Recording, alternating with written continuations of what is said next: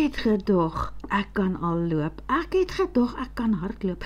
Ek het gedog, ek kan amper vlieg. Toe val ek af. Nie van my voete nie, van Amazon af. Adele Reinders kruip stadig maar seker terug na Amazon toe. Voetjie vir voetjie en boekie vir boekie. Moeisaam en stadig, 'n lang pad wat voor lê. Ek probeer om my humorsin te behou, al wonder ek, waar begin 'n mens? Daar was bykans 60 boeke in my biblioteek en ek soek hulle op rekenaars. Nie harde skywe nie, memory sticks, om die skade te herstel. Ek vermoed dat partyboeke verwerking gaan nodig hê, maar daar's nie tyd om deur alles te werk nie, want daar is boeke wat ek met tyd oorgeskryf en 'n klomp inligting bygeskryf het. Die oorspronklike storie, maar met meer om die lyf. So hier is die eerstes wat ek nou weer terug het op Amazon vir Kindle, as jy dalk belangstel. Die bykans 100 jaar oue man wat voorspar op die blombad gaan sit het en toe verdwyn het, is die eerste een wat ek hier wil noem. 'n Lang asemtitel, want hoekom?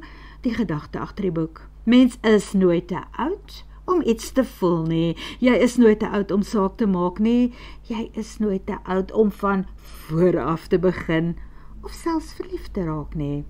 Hannah Grobler dink hierdie man is ongeveer 100 jaar oud toe sy die middag by Spar instorm vir 'n laaste minuut aankoop.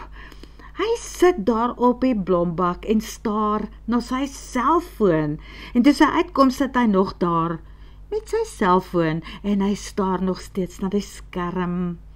En toe sy begin ry en eers moet stop vir 'n ander kar wat ook uit 'n parkeerplek wurm, klim hierdie man by haar in die kar, agterin.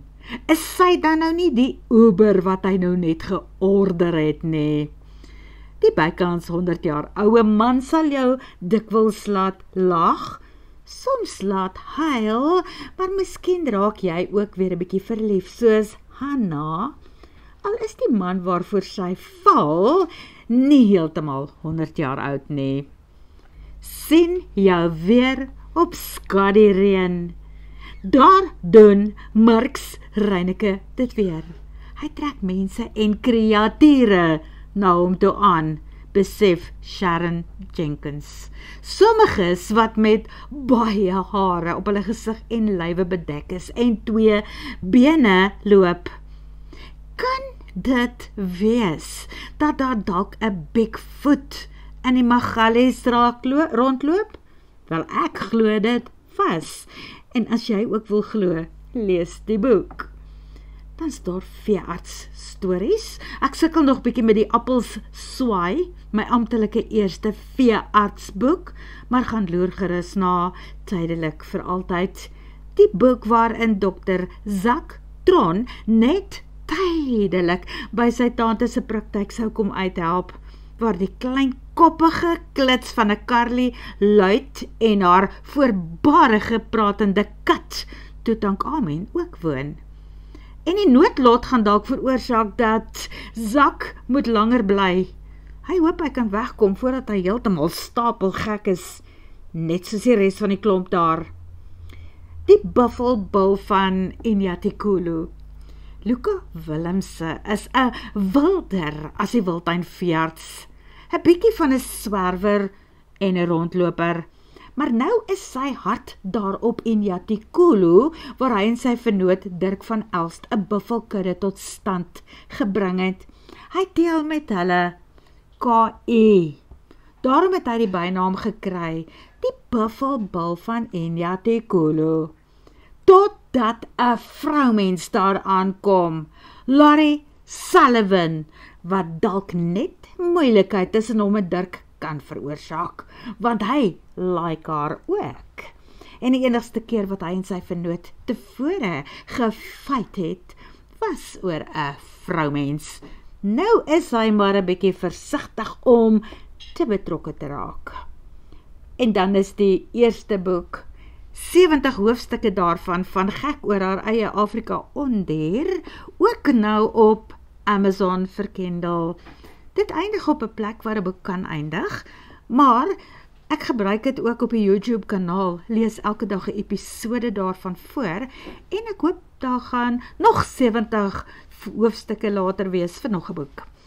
Dan rondom middernag. Zirkia Brink stel nie in mans belang met gemoedsbekakkings nie. Sy werk nou aan 'n aftreeplan nadat sy haar groot job by 'n bank in die stad gelos het.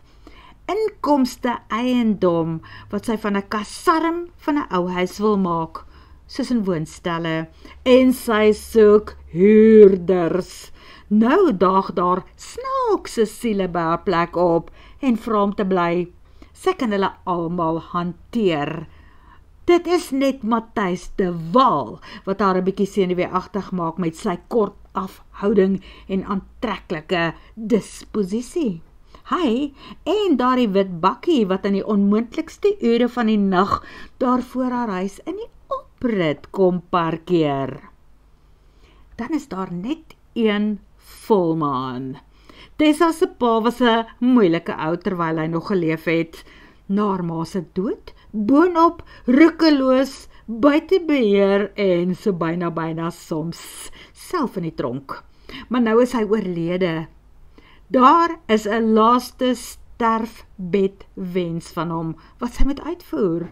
Lewer 'n koevert af by Jonathan Lombard, Jona Lombard, wat haar waarskynlik nog steeds met 'n passie haat oor wat alles met hom gebeur het, danksy haar. En dan is daar ook die korter boek, daardie onverwagse Cupido. Karre praat mos deesdae, en hulle het ook 'n binneste en gevoelens, jy weet, die dat Monica se Mazda CX-5 4 voet langs stof sy ou Mazda drifter bakkie vassteek. Dit lyk asof die twee van hulle in die moeilikheid is. Dit is mos familie van hom, iewers van Ossewa se kant af, want is sy naam dan nie ook Mazda nie?